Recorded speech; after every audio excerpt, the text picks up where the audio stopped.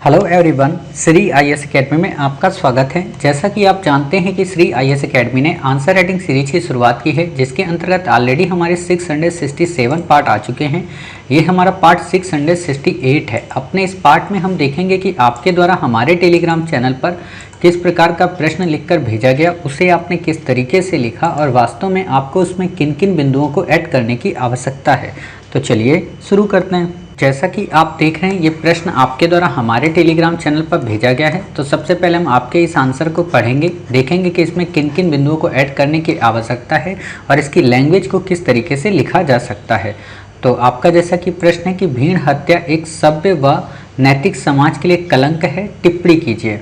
आपने यहाँ पे उत्तर लिखा है, जब अनियंत्रित भीड़ द्वारा किसी व्यक्ति को उसके किए अपराधों के लिए या कभी कभी अफवाहों के आधार पर बिना अपराध के पीट कर मार दिया जाए तो इसे मॉब लिंचिंग कहते हैं। यह इंसानियत को शर्मसार करने वाली घटना है, जो एक सभ्य लोकतांत्रिक तथा कल्याणकारी समाज में विधि व न्याय की सुव्यवस्थित मशीनरी होने के बावजूद भीड़ द्वारा अपनी मर्जी से न्याय व दंड तय कर अराजक स्थिति को दर्शाता है। अर्थात उपयुक्त घटना से समाज में एकता व अखंडता बाधित होती है, विविधता को तोड़ती है तथा एक चिंताजनक कारण है, क्योंकि इनको प्रेरित करने वाले कारक व उद्देश्य दूषित, ठीक है ना, दूषित ऐसे लिखना है। स्मरणीय है कि भारत की छवि विविधता में एकता को दर्शाती तथा भारत के संविधान में उल्लिखित बातें पूजनीय नहीं है, अनुकरणीय है एवं भारतीय संविधान के अनुच्छेद 25 से 28 तक धार्मिक स्वतंत्रता, अनुच्छेद 17 में ऐसे नहीं बताना है आपको, छुआछूत का अंत आदि बातों का उल्लेख है। ये पॉइंट नहीं बताना है, अभी बताएंगे इसको कैसे लिखना है पॉलिटी से, ठीक है। परंतु वर्तमान समय में कई कारणों ने भारत की वास्तविक छवि को धूमिल ऐसे होता है, ठीक है, कर मॉब लिंचिंग को बढ़ावा दिया। इसके लिए कई कारक जिम्मेदार हैं, जैसे देश में बहुसंख्यक और अल्पसंख्यक समुदाय के मध्य अविश्वास की एक गहरी खाई है, जो एक दूसरे की संशय की दृष्टि से देखने के लिए उकसाती है और मौका मिलने पर एक दूसरे को बदला लेने के लिए भीड़ का इस्तेमाल करते हैं तथा आधुनिकता ऐसा भी नहीं है आज अभी देश में। जैसा आप ये बता दी ना, ऐसा लग रहा है कि जैसे सच में दोनों लोग आपस में बस आंखें नजरें टकटकाए लगाए देखे हुए हैं कि हाँ तुम हमारे बारे में कुछ बोलो, ऐसा नहीं है। तथा आधुनिकता के साथ ही हमारे अंदर व्यक्तिवाद की भावना का विकास हुआ और हमारे सामाजिक जुड़ाव में कमी आई है, जिसके कारण हम विविधता की सराहना करना भूल गए हैं। अतः सरकार द्वारा उपयुक्त घटना को देखते हुए उठाए गए कदम निम्न हैं, जैसे मणिपुर, राजस्थान, पश्चिम बंगाल राज्यों के सरकारों द्वारा मॉब लिंचिंग के विरुद्ध कानून लाया गया, जिसमें दंड, जुर्माना तथा मृत्यु दंड तक का प्रावधान है। अर्थात उपयुक्त उपाय के साथ ही सर्वोच्च न्यायालय द्वारा दिशा निर्देश दिए, जैसे राज्य सरकारें प्रत्येक जिले में मॉब लिंचिंग और हिंसा को रोकने के लिए एक सीनियर पुलिस अधिकारी को प्राधिकृत करेंगी और कठोर दंड से लोगों को अवगत कराएंगे। निष्कर्षतः नए भारत के निर्माण में उपयुक्त घटनाओं को समाप्त करने और कड़ी कार्रवाई तथा पीड़िता यहाँ लड़की थोड़ा ना है, पीड़िता लड़की के लिए होता है, को न्याय व मुआवजा दिलाने की आवश्यकता है।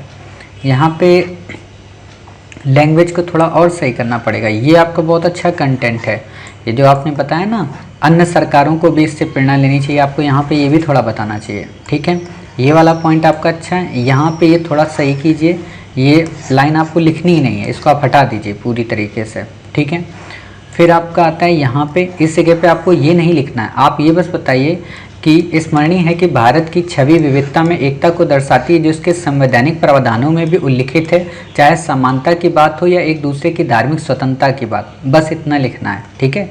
देखो ये आर्टिकल जो होते हैं ना, ये होता है पीसीएस लेवल में कि आप उसमें और ज़्यादा तथ्य डालें। यूपीएससी आपको हमेशा कॉन्सेप्चुअल पूछती है। आप कभी भी बैक ईयर उठाकर देखना, 2014 के बाद की मैं बात कर रहा हूँ, 2014 से लेके 2020 तक में यूपीएससी ने कभी आपसे नहीं पूछा होगा कि आर्टिकल 17 में क्या है, आर्टिकल 18 में क्या है, कभी नहीं पूछेगा। ये पूछेगा कि निम्न में से कौन समानता के अधिकार के अंतर्गत नहीं आता है, और उसमें ऐसे देगा कि शोषण का अधिकार, अस्पृश्यता का अधिकार, ऐसे रहता है, ठीक है। तो कॉन्सेप्चुअल आपको याद रखना है।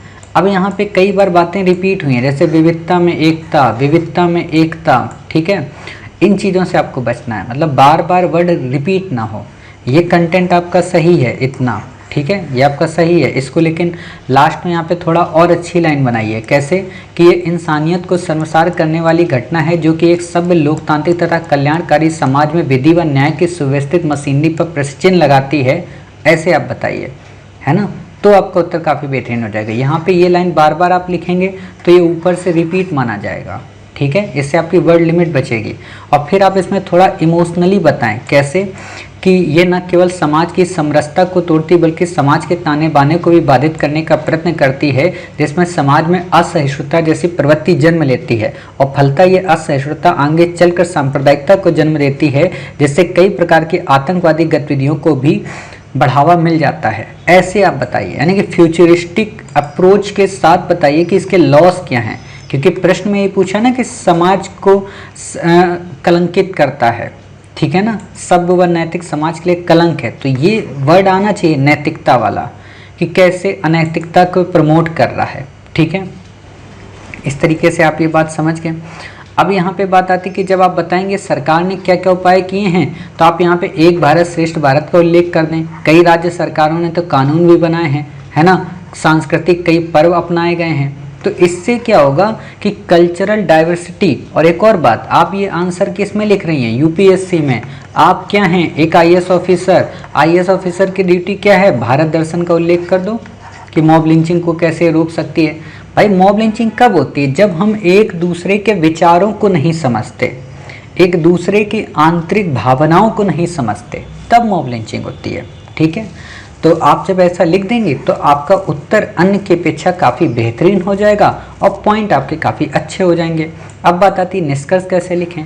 तो निष्कर्ष में आप ऐसा लिख सकती हैं कि उपयुक्त बातों से, जब आप उपाय बता देंगी, उपयुक्त बातों से स्पष्ट है कि अगर सरकार, समाज और नागरिक आपस में मिलकर अगर ये प्रण कर लें कि हमें इस मतलब अराजक स्थिति यानी कि यह मॉब लिंचिंग जैसी बीमारी को पूरी तरह समाप्त करना है, तो हम इसे न केवल समाप्त कर पाएंगे बल्कि नए भारत के निर्माण में अपने संविधान निर्माताओं या युग द्रष्टाओं के उस स्वप्न को साकार कर सकेंगे जिसमें सहिष्णुता, सद्भाव और सद्भावना जैसे विचार प्रस्फुटित होते हैं, ठीक है। ऐसे आप बता सकती हैं, तो आपका उत्तर काफ़ी बेहतरीन हो जाएगा। पीड़िता को न्याय, ये तो वैसा हो गया जैसे किसी लड़की के साथ में कुछ गलत हुआ हो तो हम ये लाइन लिखें, ठीक है। तो उम्मीद है आप समझ गए कि इसे किस तरीके से लिखना है। बाकी आपको यहाँ पे और भी कुछ ज़्यादा ऐड करने की आवश्यकता नहीं है। मिलते हैं फिर आप ही के द्वारा भेजे गए एक नए आंसर के साथ। तब तक अपना ख्याल रखिए और स्वस्थ रहिए।